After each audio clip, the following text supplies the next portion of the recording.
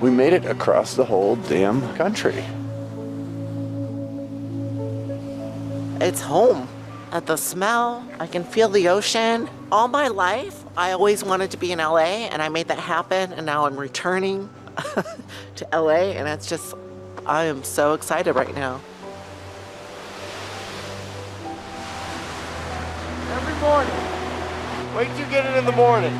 If you cannot be happy here, you're dead.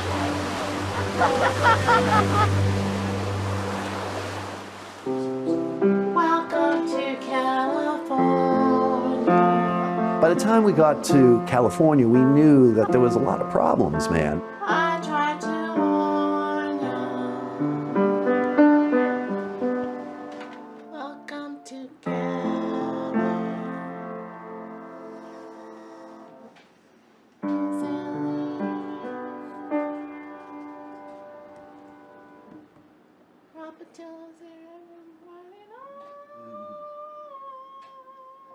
She had a wonderful, I feel like, childlike spirit that always was with her. But she obviously needs help. Very good. Oh, thanks. Trauma is the rocket fuel for drug addiction. You do that song before. I always said, if you have bad enough addiction that you need to see me, I treated only the most serious cases. You had a 100% probability of childhood trauma. Can you tell me about her as a little girl? From the time I can remember, she liked to entertain, and she would put on puppet shows. Lots of dancing. She was a really happy, fun little girl. Joni had a lot of her dad's traits. Oh, Joe was so charming. He was charming and good looking. And Joni was too, charming and good looking. My mom and dad were going through a lot of marital problems while we were young. The major difficulty was living with my husband, who was an alcoholic and a drug addict. She saw some pretty raucous fights between us. There was an incident where Joe stabbed me with a butcher knife. I don't really know how much effect that had on her. Eventually that relationship ended permanently, but I think there was probably a lot of lasting impact emotionally on Joni, especially since she was younger. There was lots of stepmothers, stepfathers coming in and out, and my mother was very, very dysfunctional. I would go get away from all the yelling and screaming, really kind of separating myself. I believe she would just say, I just wanted to be loved. That's what she was always searching for, was the love and the approval and the acceptance. Maybe a couple months before her 16th birthday, her personality really changed. She was out of control. I always said it was like the aliens came down and snatched her and put a different personality in her body because she wasn't the same Joan anymore. Her grades are plummeting. I was told that she was hanging around with a bad crowd of kids that were using drugs.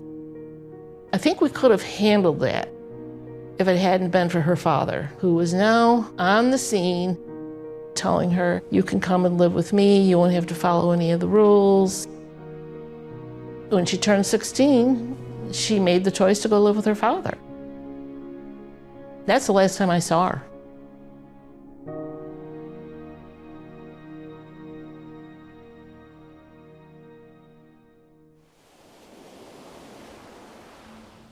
I'm happy.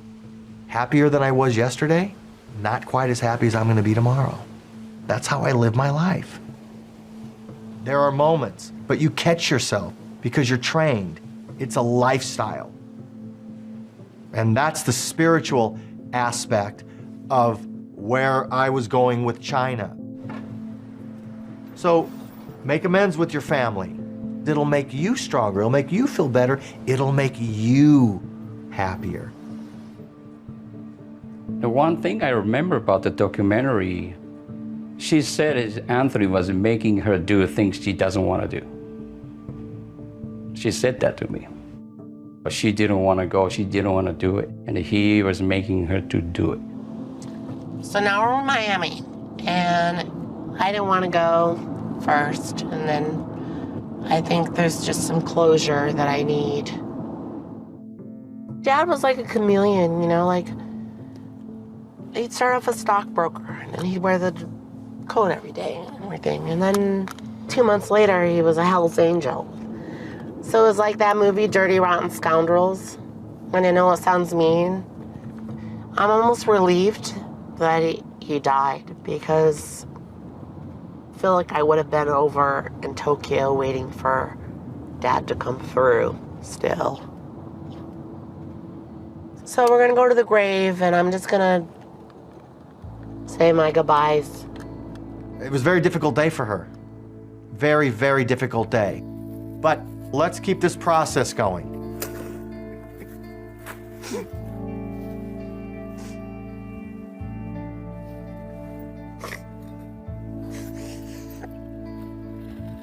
The documentary she was doing was getting her to finally open up, and I think that put her in a state of depression, and it ended up pushing her further into darkness.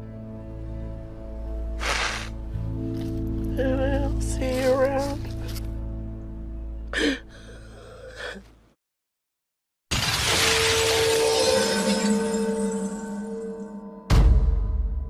I was doing my third movie for Vivid, and I was getting painted in this green paint like every day. Green on my hair and green up my nose and green on my crotch and like green everywhere. Then I was like picking up the bottle, and I was like, I'm gonna die. I want to die. I didn't have any work in Hollywood or wrestling. And so I was like, that's it. I've had enough.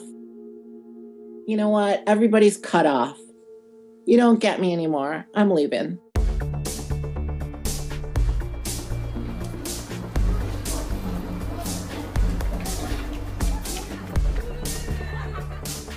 She picks up, she goes to Japan, she becomes a school teacher. She was looking for who she was again, as a person who just wants to have peaceful, normal life. The last 3 years, I've been highly inebriated, in bed, and miserable. This year's different.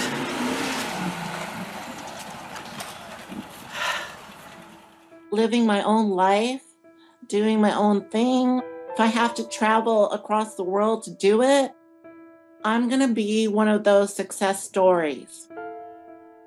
I'm standing outside the bishop's office, and this woman was there who I hadn't seen before. So I introduced myself, and she said, "Hi, I'm Chyna." And she said that she had kind of a sketchy background, and she'd done a lot of things in her life that she regretted, and she wanted to have a new life. In the back of my head, I recognized the name Chyna as a wrestler, and I thought, oh, it can't be, though. This is the most famous female wrestler in the world, was just in my bishop's office. She wanted to get baptized because she wanted to put some of those bad decisions that were in her past behind her. For like 3 or 4 years, she was living in Japan, and I was in communication with her through email.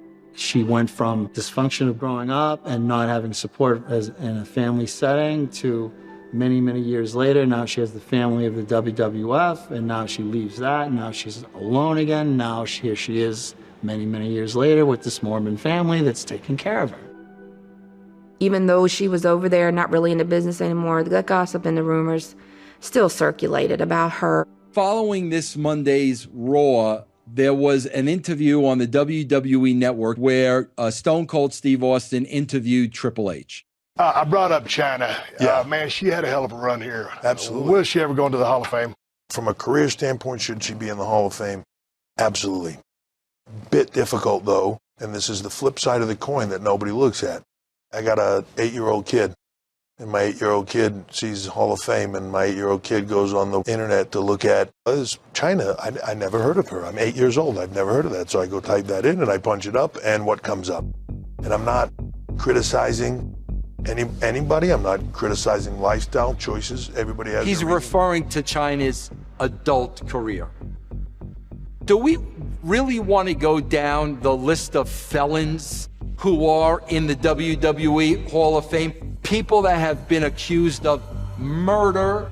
Does he have any idea where she was at that point in her life when she had to make that decision? Somebody's looking to hire me, and they hear Hunter saying, Google her, she can't because of this. That affects my career today, so it still goes on, and I have a problem with that. That's why I'm in Japan working as an English teacher. She wanted to make it known that she earned to be in that Hall of Fame. You're still putting the sword in my back. There you're sitting, married to Stephanie McMahon, in the McMahon empire, set for life. How dare you? There was a lot of things that she was carrying on her shoulder from the past. And then she didn't know how to get back to the US. Her visa ran out. She didn't know how to make a living because she was not working.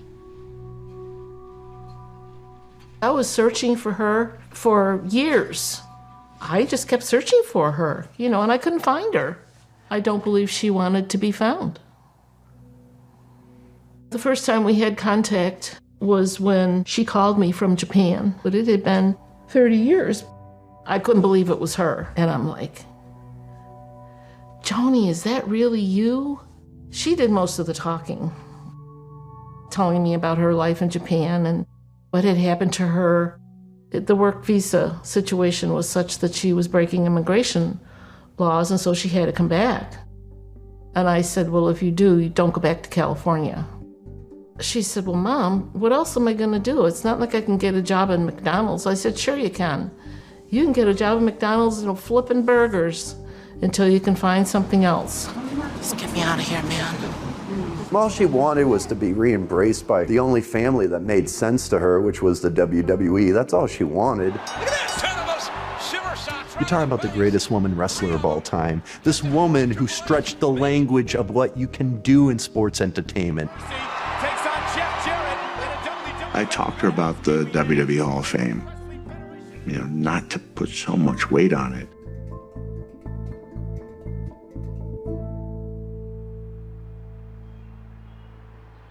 We knew there was a bad relationship, but nobody said we can't go there. We're gonna ask for Hunter, we're gonna ask for Vince, we're gonna ask for business and legal and accounting, and hope that we don't get escorted out. We're gonna get her into the Hall of Fame. We're on a campaign to get her into the Hall of Fame this year.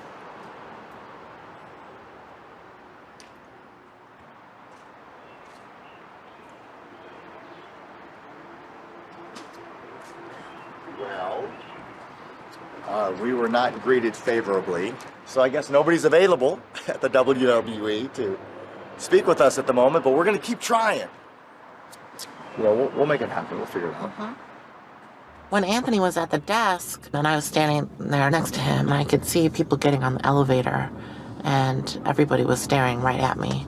I got a couple smiles, but that type of thing.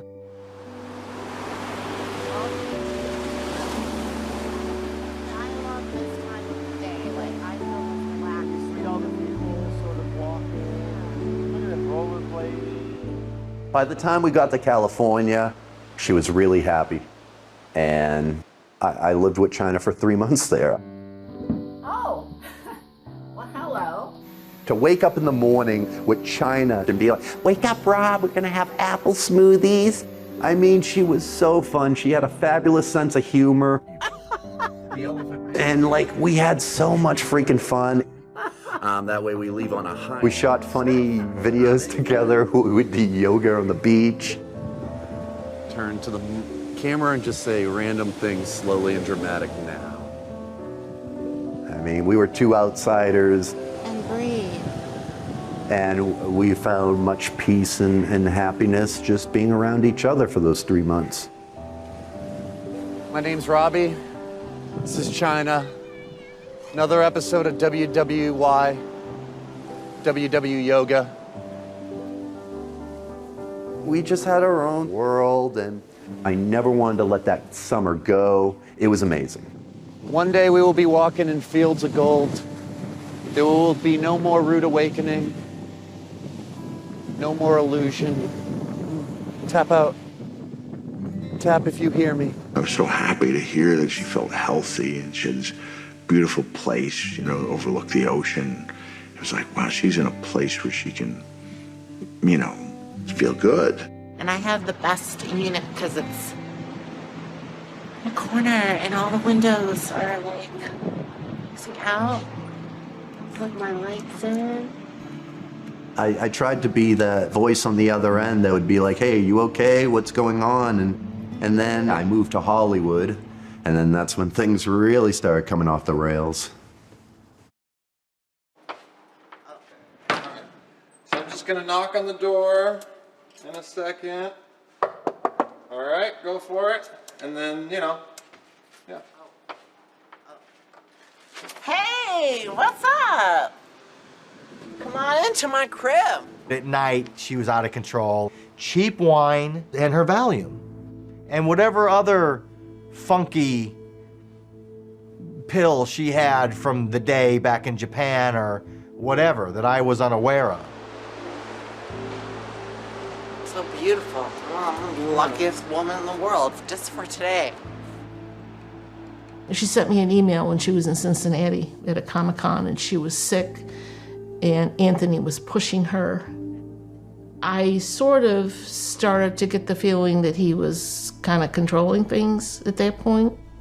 I know this is, you know, I signed up for this, for the doc, and the only reason I'm sharing these small bits here and there is because, you know, it all looks like unicorns and rainbows, and for the most part, every day I'm getting there, you guys. I really, but I did want to show you that, you know, that I am putting in the work and what is happening here behind the scenes, and I think it's going to be an amazing story. And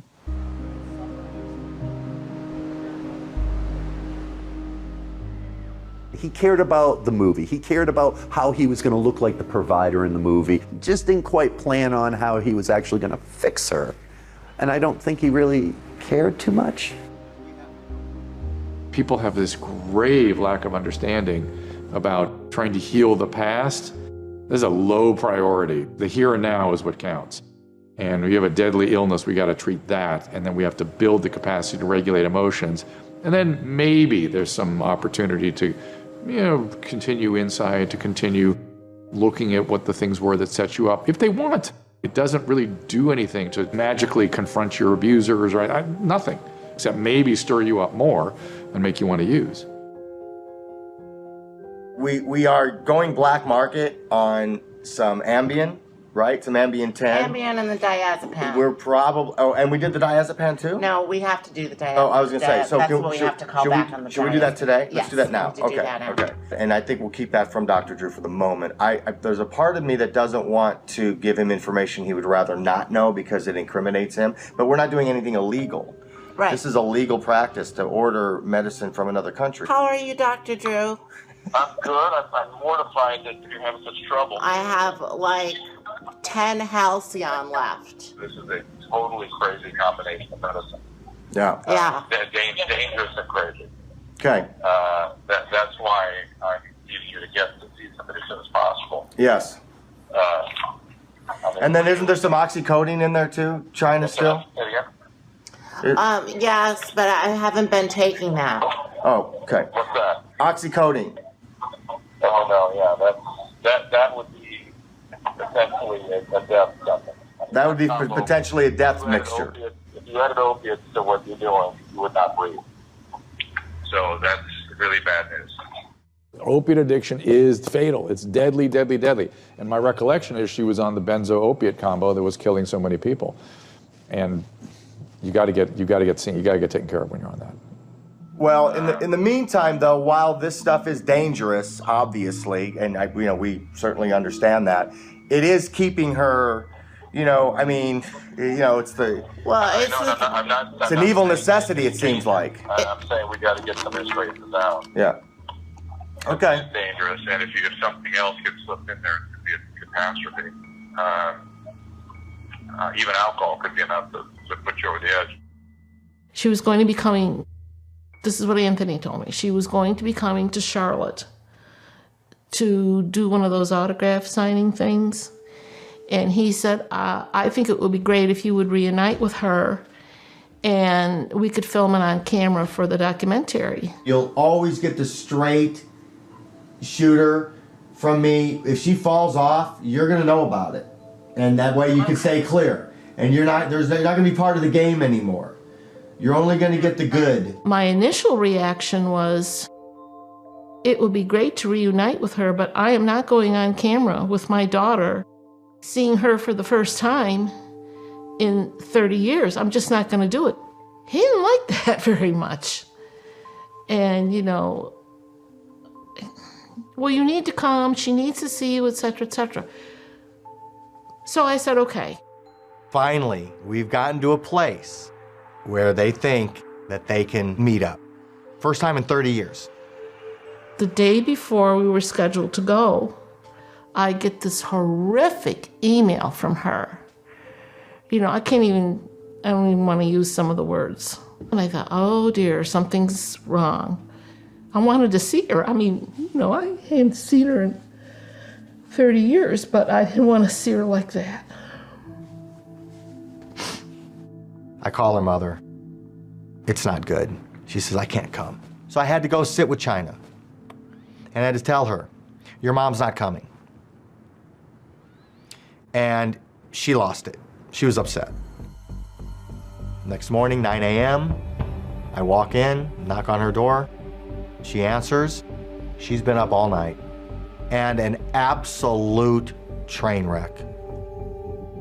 And I said, sweetie, when we get home, we have to make some serious changes.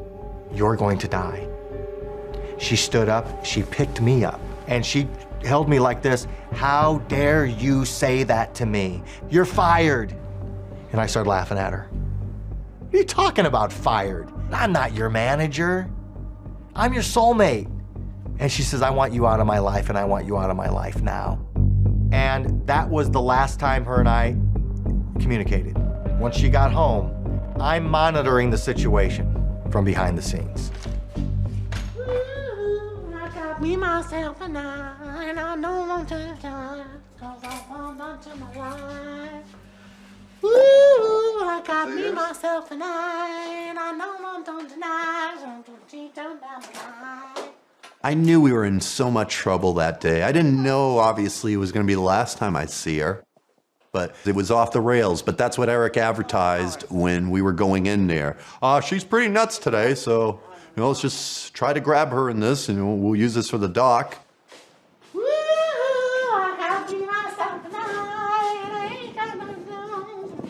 It's WrestleMania weekend.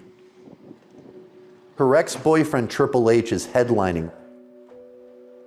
She's broken off with her manager. She doesn't have a support system. Any questions? Yeah, I was just thinking we should, because all the shit that's been happening this week with Anthony and you. Well, first of all, can you give me a hug? And this is where Eric Angro decides, oh, let's get our interview now with her that we haven't gotten before. Just see, darling. Look at this way. And it's not just Eric, and it's not just Anthony, and it's not just the WWE, and it's not just her, but it's everything. I mean, what's his deal? Like, how would you describe him to somebody who never met him? You know, because he seems nice. I love Anthony. He would, I know in a minute, he would die for me. Every time I watch the interview, the final one where I ask her these questions, I can hear how my voice is. I can tell that I'm high because I know how my voice is, and it's very monotone, and I'm asking her, you know, all these questions when she's like clearly like asking for help. I have horrible anxiety issues. I can't sleep. I'm having a hard time eating. I need some help. What do you want me? Can you help me? And I'm saying things like, well, how does that make you feel? It's been a long 10 years, 15 years. I don't know how long. No. But I'm tired. I'm Chyna. I'm a champion. my brother and my mom, and then Anthony started getting involved and everything, and I'm like, goodness, is there one person that can support me here? Did I do something that bad with my life that you...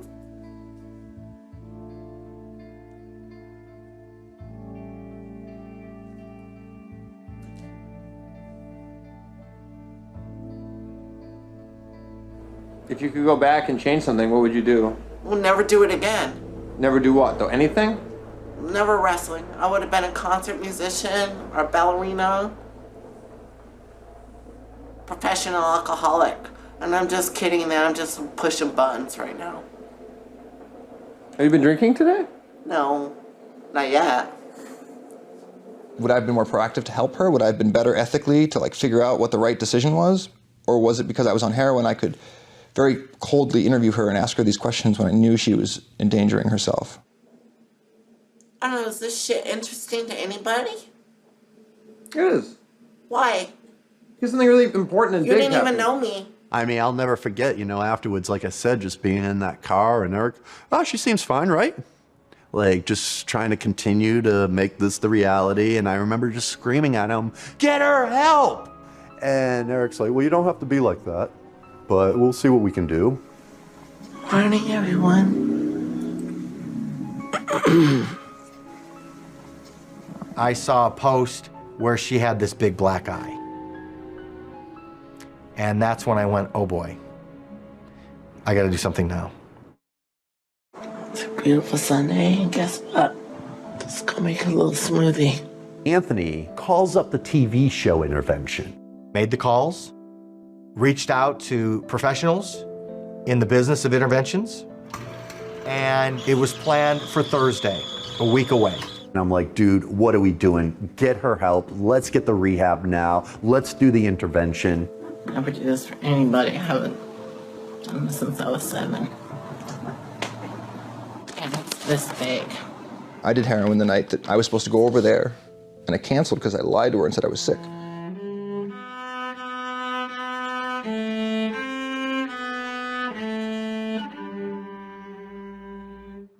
Hey, babe, it's me.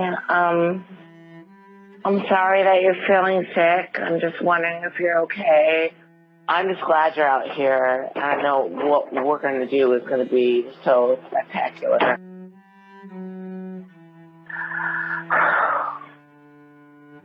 And I am doing much better, and I'm here.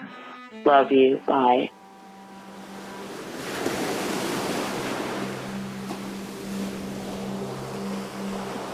I didn't hear from her.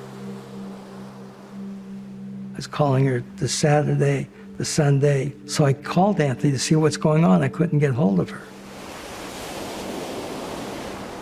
She's not responding to anybody. My hope was that she had just lost her cell phone. And so he went over there, and coincidentally, he had another person with him to film, and apparently he was going up there to talk to her about intervention or talk some sense into her. Chyna? I kind of knew. Turned the corner, looked in her bedroom, and there she was, lying in her bed, as peaceful as she could be. And around 6 o'clock, Eric calls, and he's just like, yeah, Chyna's gone, dude. I'm like, what do you mean she's gone? And he's like, Anthony found her this morning. He didn't want me to even call you. And I've seen the footage, and he brags about it a lot afterwards, how he had that footage. Anybody in their right mind to think that was worth anything but destroying immediately afterwards, they got problems. It's a shocker for millions of wrestling fans. WWE legend Chyna has died. It's the same feeling and thought I have every time doctor-prescribed medication was killing my patients, like just a sinking, horrible, like another one.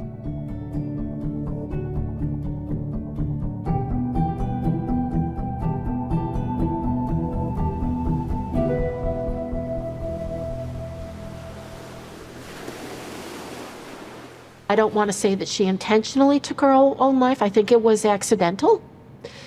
But I think she was just tired of putting up a good fight and trying to find her way. She just wanted some peace. It crushed me when I heard she passed. I was so mad, but I don't know why. I do know why, because she's a very good friend of mine, and I would guess it was because she couldn't confide in me or tell me what was why she's hurting so much. You know, I'm pissed. No, why didn't somebody do something earlier? My job when Chyna came back was to help her spiritually, mind, body, and soul. I was her business manager, her friend. I did it all. Her very last text was about me and her mother and how much she hated us. I gave him permission to have her cremated. And I said, take 3/4 of them, scatter them in the Pacific Ocean, and send 1/4 to me. But he didn't scatter them all. He only scattered half of them. He kept 1/4 of the ashes, which has just infuriated me. Anthony put on this memorial service, and so I said, I'm not going. He had this worst memorial on earth. He put her ashes into this bedazzled urn. The bitch is in the house! In my heart of hearts, I thought that not only would Chyna find a light at the end of the tunnel, but Eric would. It's really hard to watch, but only because I was like there. I think I didn't really want this to be my film, right? You're the guy who all let Chyna die, right? Like, that's what I would say. I'd be like, remember the person is that. And now it's gonna be like, oh, you're the guy who was the addict who let Chyna die, who's also an addict. Like, yep, that's what happened. But I didn't let her die. I mean, I let her die. I did.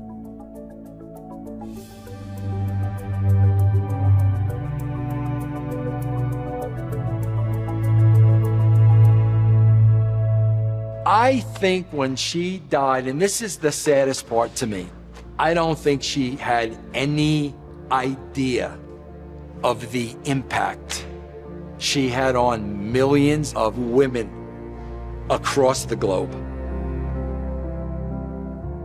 A lot of it had to do with the company where you achieved all that, literally convincing you over the years that you are nothing.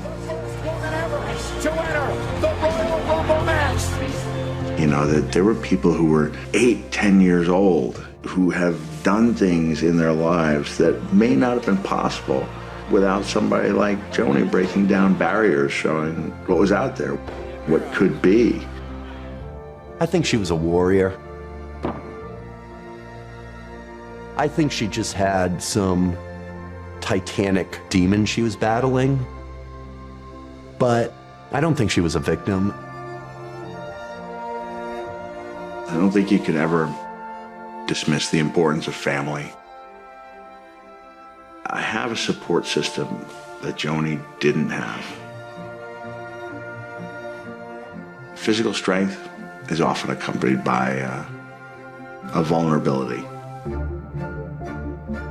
I think Joni, more than anybody that I knew, was not prepared for the emotional pain that can be caused, you know, when you are an open dreamer living in the land of Oz, searching for acceptance from total strangers. You put your hands on me for the last time. Now I know you know my time was valuable. You ain't adding up to the price anymore.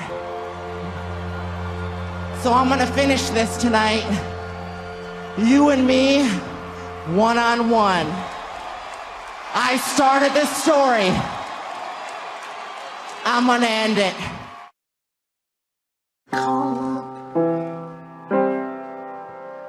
On the telephone, I said again.